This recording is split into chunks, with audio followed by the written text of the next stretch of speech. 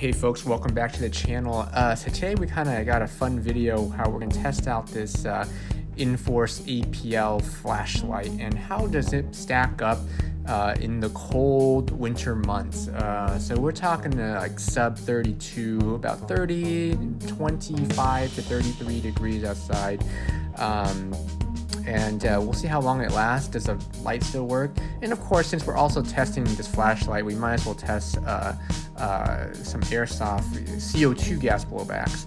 I didn't want to really test any of the green gas versions, so today I'm only going to test both the blowback and the half blowback and the non-blowback CO2 version of the Umarex gas blowback or gas CO2 models here. So hope you all enjoy. Okay, I did check it and the manual online, and it did say it was water resistant for the APL light right here. So I think it would, because this thing gets really hot or warm rather when it turns on. Yeah, it's extremely cold outside right now, but I know it will be warm enough that it will start melting the snow around it. So as I drop it in the snow, it's going to sink to the bottom, or at least close to the bottom, I guess, and it will start melting. The light will obviously run out by the time I get to it. I'm going to be leaving out there. If not, because the cold will kill the battery for a little bit.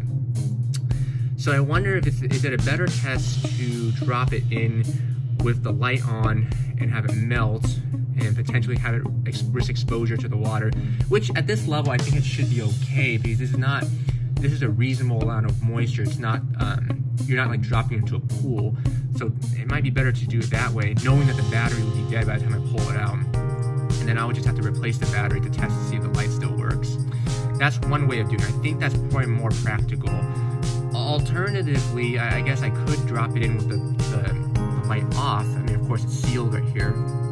And we'll see how that, you know, if I take it out and I could try to run it again to see if that's another way, if it still runs. I don't know, both are kind of interesting. I'm not sure which is the best way to do it. I'll think of something. And then of course this has nothing on it. It's just both CO2, but this is a non-blowback one. I guess let's just try it with the light off, I think. And then we'll go from there. Okay, so let's get ready. Oh boy, so here it is, right? Drop number one, right over the thing. Let's see, I can't even see it. How far did it go? Look at that drop. Okay. I do want to turn on the light now because you can't really see it. That's quite deep. If I leave it on right here, let's see what would happen. Would you be able to see it? No.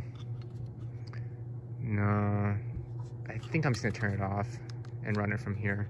It is sealed up though, so let's see how this goes. Okay, I don't think it hit the bottom. Obviously the snow compacts it a little bit, and we'll come back to it in a little bit. Well, probably the next day or so. So leave it out there. Okay, so it's been 24 hours now. Everything is still piled up like a mountain, as you can see. But hey, actually it's sunk down a little bit, actually. Maybe the snow compact a little bit. So, as you can see, remember yesterday, I think it was, actually no, it's still pretty bad.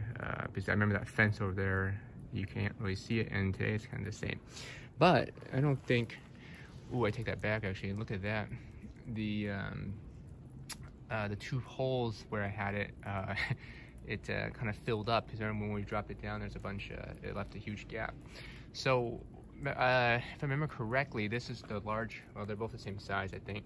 But this one right here was the one with the APL flashlight in it, and this one was the one without it. So I think what I'll do is I'll save the flashlight one for tonight, because I'm gonna dig that out and test it to see in this environment would it still turn on, basically, because that would be the ultimate test, right? and then these are all CO2 versions, right? So they're not going to be not expected to be very operationally functional at this point. But hey, it's gonna be fun to see it anyway, to see how it performs, and we'll do an FPS check here. So let's try to dig this one out. This is like over 2 feet. Oh, look at that! It's like packed. Ooh, might be tough to find this actually. Oh, yeah, I see it. Is that it? Yeah, look at that. So it fell kind of. So that's the. As you can see there, that's the. So it fell kind of. It turned as it fell actually. So I'm gonna pull it straight out. Look at that. It is packed. The top layer is very. I think it's just kind of melted a little bit, and it's kind of hard. But if you plug it in there, so let's see. It becomes soft again. So let's see if it'll still work. Oh, look at that. And it resets okay too. All right, nice. Now that is effective. Let's see it again.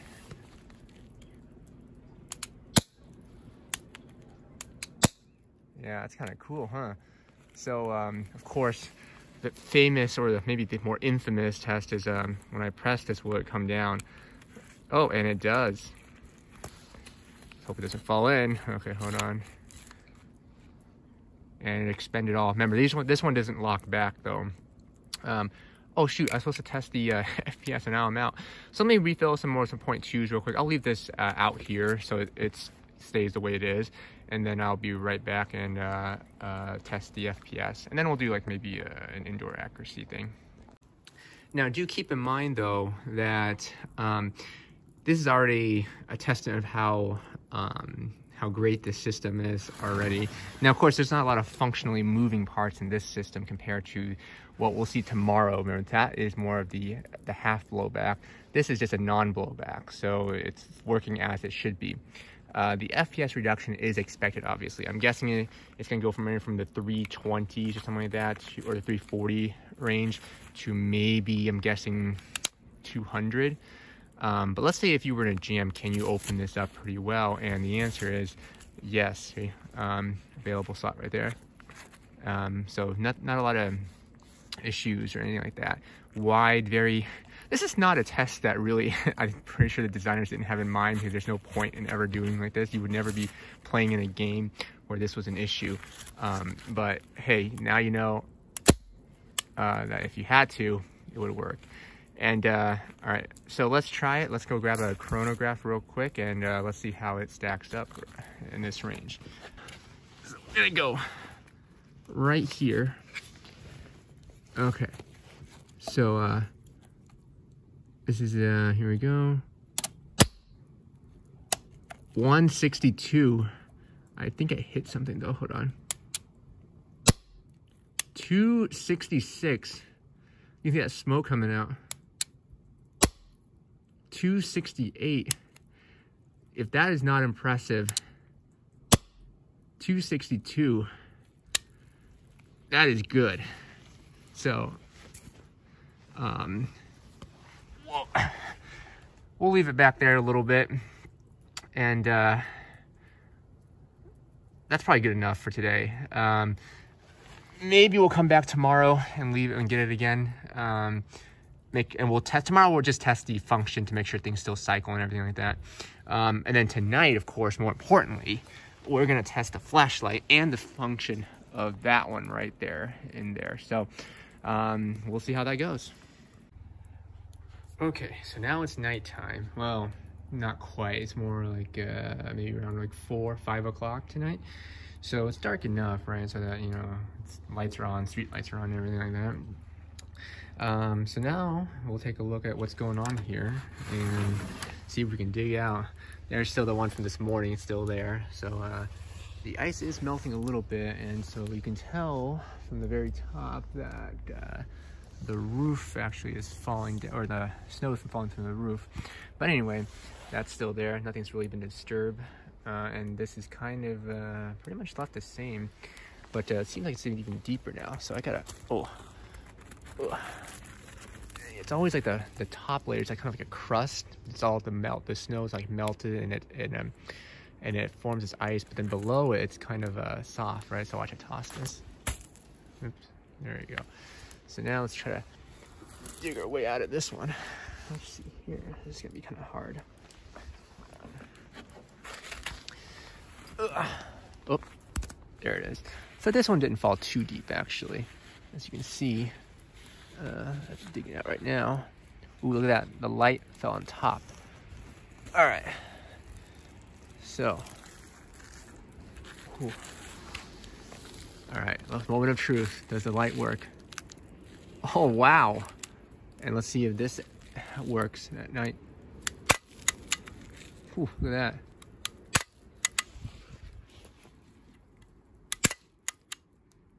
A little shaky in the light right there, actually. Look at it dimming in and out. But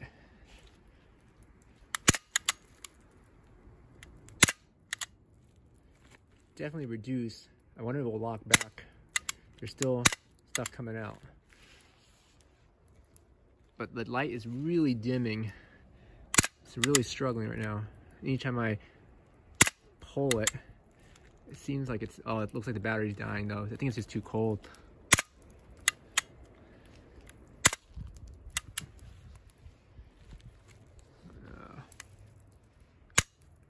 But look at that. Despite this tough weather, it still locks to the rear.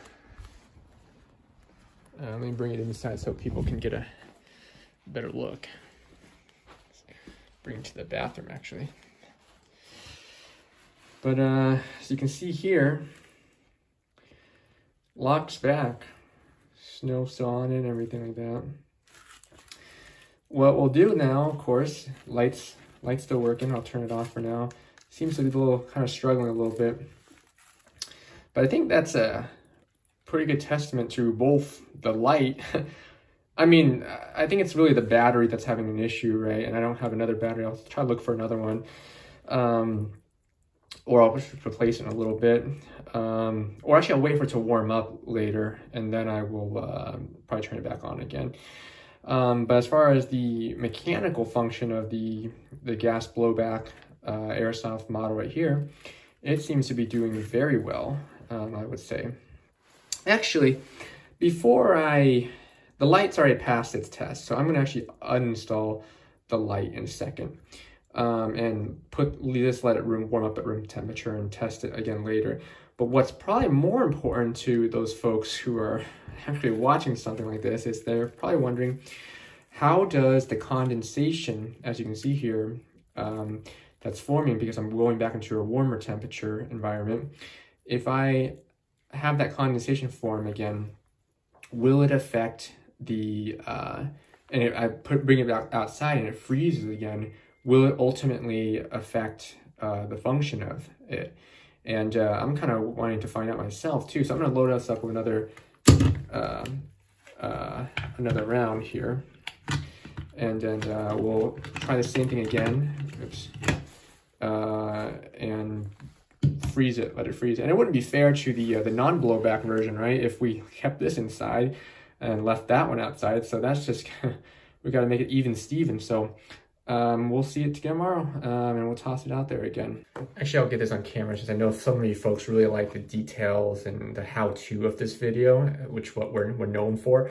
So to remove this, again, you kind of just use a little flathead screwdriver to unscrew that, a little pin, and then take this flashlight off, and we'll just slowly pull that off without making a mess. Hopefully I didn't break this. I mean, hopefully the condensation doesn't mess with it, but I would really be paying a heavy price if this thing breaks, and just for this one video. All right, so we'll send the slide home on this one, and then we'll take it back outside and toss in the snow. But you can definitely see condensation, and well, both condensation and melted snow dripping on it. And then we'll put it back in, and then we'll go outside and toss it. Okay, I just loaded it back up again, the BBs in here and everything like that. Now, I forgot to mention, this magazine basically doesn't have any like ice or liquid in it. Yeah, there's some condensation forming because the magazine's really cold, but it's not likely to cause issues. I acknowledge though that if this part were to get wet and actually have like this much water like on it, and then it freezes, this would have a huge problem. Like, you would not be able to successfully load these because it would basically be completely jammed and gummed up. So that is probably a weak point of the Airsoft model here, if there ever were an issue. And again, this isn't a surprising thing, as we've probably seen from our dust test video that we saw on the WE system. Works really well, but the weakness, of course, was what do you call it? The magazine, right? Being jammed up if there's any sand being placed in there. Okay, so okay. I actually forgot to do the test on the FPS, but that's okay. So this one we'll just go, this is right here, I guess, doesn't really matter. And then we'll get that one tomorrow again. All right. Okay, so it's been about actually a week since I've left it here. The snow has melted quite a bit, actually. Look at that little fence, the little white post right there. Sunk a little bit. Still pretty cold out there, as you can see. But I actually haven't touched it, and they are sitting where they were left last time, as you can see. So it might not be as, I don't know, I guess icy. The test is no longer valid, I suppose, because the ice is still, it's not, the ice probably melted, so it's not really a function of testing like that anymore. Although I did forget, though, even though I wasn't able to replicate this ice test with these CO2 blowbacks here, I remember that I did do a full-blown ice test with the P99 Airsoft product back in Virginia, and I had a video here. And yeah, I remember in this one we dipped it in water, completely soaked it, and then froze it, and then had actually a playthrough and see how it performs. That one got pretty rough, and so you can actually see a real example of how difficult being fully submerged and then soaked can be actually for some of these things. So check that video out if you kind of want to see more, and we're a little disappointed I couldn't get the conditions right in this one. But it's okay. It's still, we still got some glimpse of that before, but we can still see how at least the accuracy changes. So here we go. Ooh, probably like 32, 33 degrees outside right now. It's above freezing though, because it was drizzling a little bit this morning. But look at that. Oh yeah. Ooh. Let's see here. Nice. Very good. Let's see the distance here at the tree. Can I hit the tree?